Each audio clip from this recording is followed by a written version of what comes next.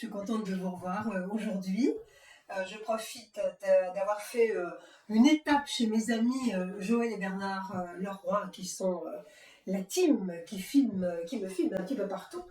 Je suis arrivée dans leur petit paradis pour vous dire deux mots. Voilà, je profite de cette belle occasion pour vous parler. D'abord pour faire un point par rapport à des tas de choses qui se sont passées depuis la sortie du livre sur les Templiers. Je dois dire que ce livre, qui n'est pas un livre, on va l'appeler l'objet mystérieux. Oui, c'est un livre, bien sûr, mais c'est plus qu'un livre. Apparemment, il provoque des tas de phénomènes incontrôlés, incontrôlables, un peu mystérieux, qui sont liés aux Templiers. On en reparlera encore maintes fois.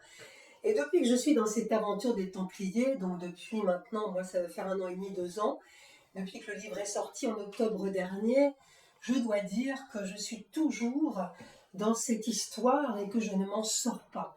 D'habitude, vous savez, j'écrivais un livre, j'écrivais sur une thématique et après je passais à autre chose. Il m'est difficile de passer à autre chose tant les Templiers sont là, présents et me demandent énormément de choses. Ça va vous paraître présomptueux, peut-être un peu fou, qu'importe, je prends la responsabilité de mes mots. Oui, ils me demandent beaucoup de choses. Déjà, je peux vous annoncer qu'il y a en écriture la suite de ce que vous avez lu sur les aventures du Templier Mahdi. Vous saurez sur la libération, sur ce qui se passe aujourd'hui, sur ce qu'ils veulent aujourd'hui, sur comment et pourquoi ils sont revenus, sur comment et pourquoi ils influent sur la vie de tout un chacun. C'est un véritable mystère. Je n'ai jamais été confrontée, depuis 30 ans que je suis dans le paranormal, à de tels phénomènes et à une telle histoire, à une telle pression, et aussi, je dois le dire, à une telle merveille. Je vis une période assez merveilleuse, fantastique, que je savoure, car je crois et je dois dire que l'au-delà, quand il vous tient, quand il vous guide, quand il vous demande de faire des choses, et si vous les faites, eh bien, est un guide extraordinaire qu'il faut suivre, confiant, les yeux fermés. Donc, les Templiers, on n'a pas fini d'en parler, c'est moi qui vous le dis. Je suis dans l'écriture évidemment de la suite, et puis aussi je suis dans le traitement de toutes vos réactions par rapport au livre. Ce qui m'a intéressé, c'est de voir tout ce que ce livre, ce Templier Mahdi, a provoqué chez vous. Et je traite encore des réactions multiples, incroyables, fantastiques, des aventures qui vous sont arrivées à la lecture de ce livre, avec des manifestations à la maison, des Templiers qui se manifestent, des pas qui résonnent, des stigmates qui apparaissent, des sensations de grande émotion, de pleurs, de joie, bref, une multitude de réactions des plus étranges. D'ailleurs, le docteur Labesca s'est penché sur cette idée en tant que médecin pour essayer de comprendre, et comme moi, évidemment, il ne comprend pas grand-chose à tout ce qui nous arrive. Donc, pour le Templier, ça continue, et si vous avez encore des réactions, si vous avez des choses à me dire, si vous vous sentez appelé, si vous vous sentez concerné par l'histoire des Templiers, n'omettez pas de m'envoyer tout ça par mail, évidemment. Hein. Je vous redonne mon mail qui est en passant, patricia.sol, comme la note, @orange.fr. Voilà, c'est dit. Je voulais vous parler également de cette période, rien n'est un hasard, la période où les Templiers reviennent, qui est une période très étrange, où évidemment nous sentons quand même une fracture, une fissure avec l'avant. Bon, ça a commencé avec le Covid. Il est inutile de vous dire que l'avant et après Covid est totalement différent, et que ce Covid qui nous a isolés, qui a permis à chacun d'abord de rester à la maison, d'abord peut-être de se retrouver, a créé une espèce de corruption, c'est-à-dire que il a aussi isolé chacun d'entre nous. Et il semblerait que ce qui va suivre est un peu inquiétant, c'est-à-dire que, ravis de cet isolement, certains systèmes, je dis système, mais il n'y a pas de complotisme là-dessus, je ne suis pas complotiste, hein, certaines envolées de notre société tendraient à continuer de séparer les gens, d'éviter qu'ils se rassemblent. D'ailleurs, quand on se rassemble, il n'y a plus la même énergie, il n'y a plus la même joie de vivre. Il y a toujours cette espèce de défiance, cette espèce de méfiance qui est entre nous, cette espèce de difficulté de retrouver la joie de vivre, ou alors une joie de vivre et un besoin de s'amuser un peu exagéré, outragé, un peu fou, plus pour s'oublier que pour s'amuser. Donc il y a vraiment une différence, et il va falloir faire très attention dans les années qui viennent Est-ce que cet isolement et cette présence des écrans, et si je parle sur un écran aujourd'hui, donc je suis un peu mal placée, mais cette présence des écrans partout, à tout instant de la journée, à chaque seconde, du matin au soir, du lever au coucher, cette présence des écrans va devenir pour certains très rentable et pour d'autres très dommageable, car évidemment le chemin spirituel est loin des écrans. Il peut s'en inspirer, mais il est très très loin des systèmes des écrans. Alors, essayez d'y réfléchir et surtout si vous êtes sur un chemin spirituel ou si vous prétendez ou si vous sentez que vous l'êtes, posez-vous des questions par rapport à cette volonté d'être seul, cet isolement des autres et puis aussi ce besoin d'être constamment sur le net parce qu'il va falloir reprendre l'habitude d'être en présentiel. Je crois que le présentiel est inégalable dans tous les cas de figure. Donc attention, c'est une société qui va de plus en plus tendre à nous séparer. Alors essayons de nous regrouper pour prendre le contre-pied. Essayons au contraire de continuer de nous regrouper, de nous amuser, d'être ensemble en présentiel. Vous savez que l'humain est irremplaçable. Je parle à l'aube de l'arrivée de l'intelligence artificielle avec l'IA et avec d'autres qui vont être assez monstrueux, enfin, assez inquiétants. À la fois c'est utile, à la fois c'est intéressant, à la fois ça fait très peur puisque si l'intelligence artificielle veut substituer l'humain, il y a vraiment des soucis à se faire. Mais je suis un peu tranquille quand même parce qu'au bout de toutes ces péripéties, l'humain restera toujours la mémoire externe. C'est-à-dire que nous aurons toujours le regard externe. L'humain est une création de l'univers qui est irremplaçable. Donc quelque part, même si on essaie de nous substituer par une machine, la machine ne restera que machine, elle n'aura jamais l'intelligence que lui a donnée l'univers et elle sera toujours une espèce de fonctionnement électronique. Donc nous gardons toujours cette présence d'esprit, de critiquer, d'être à l'extérieur et de rester humain, avec nos sensations, nos sensibilités, avec notre volonté, notre spiritualité, d'être sur un chemin avec les autres, pour les autres, et toujours en connexion avec le divin. Ça, c'est important. De tout cela, je parle dans mes conférences. Vous savez que je parle beaucoup des Templiers en ce moment, c'est mon dernier bouquin, mais pas que. On parle aussi de l'au-delà, on parle de la mort, on parle de la survie de nos défunts, de la survie ou plutôt de l'autre vie merveilleuse qu'ils vivent dans d'autres dimensions. On en parle dans les conférences. À ce sujet, tiens, je voudrais faire un petit point sur les conférences. Pendant que j'y suis aujourd'hui, j'en profite. Vous le savez, quand je viens vous voir en conférence, généralement, aux organisations, je ne prends pas de cachet. Or, les conférenciers, généralement, prennent des cachets. Aujourd'hui, on est rentré dans un système où voilà, on se fait payer. Moi, je ne me fais pas payer. Au contraire, je suis heureuse de venir parler.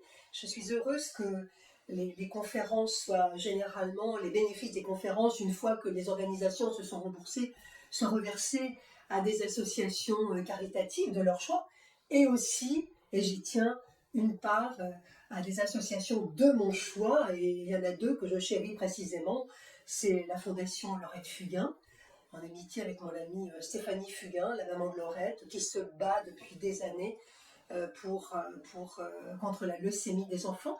Et puis pour les œuvres du père André-Marie, le père André-Marie, avec sa communauté du Nord, qui s'occupe des indigents, qui s'occupe également des gens qui ont besoin, à Madagascar avec le père Pedro, les œuvres du père Pedro. Ce sont vraiment des luttes qui me tiennent à cœur. Donc moi, j'ai envie d'aller parler pour eux aussi.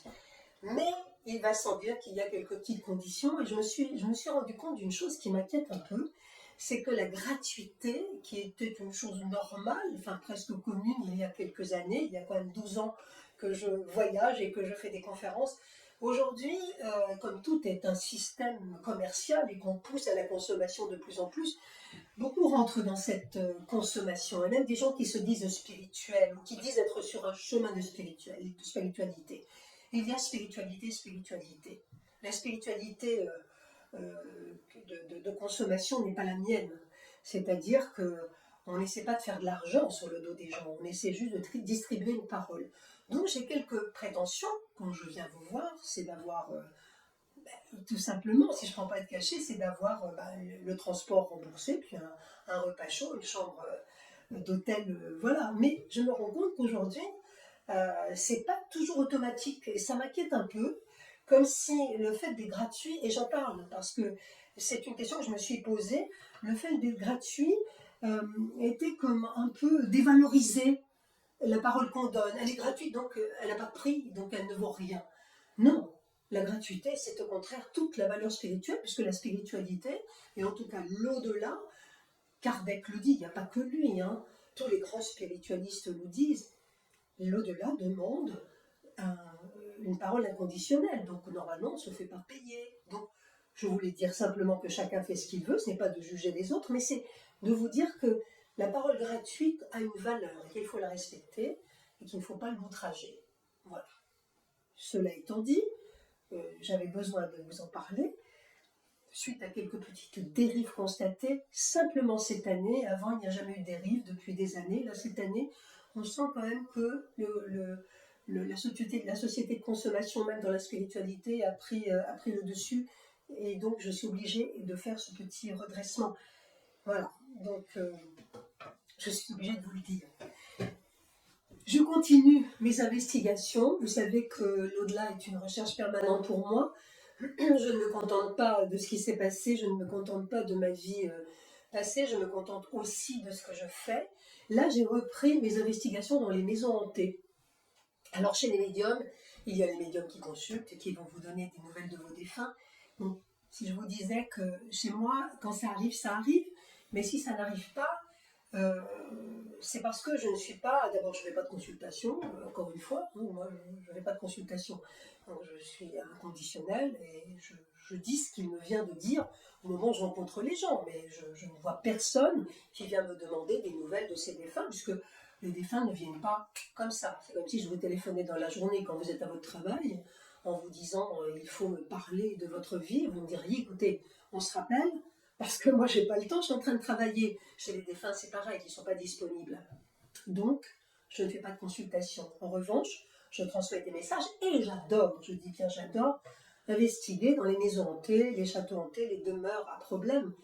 Car quand on dit problème, dans une demeure, il y a forcément une histoire à raconter. Et moi, je suis fan des histoires. Je suis fan comme vous de toutes les belles histoires qu'on peut me raconter.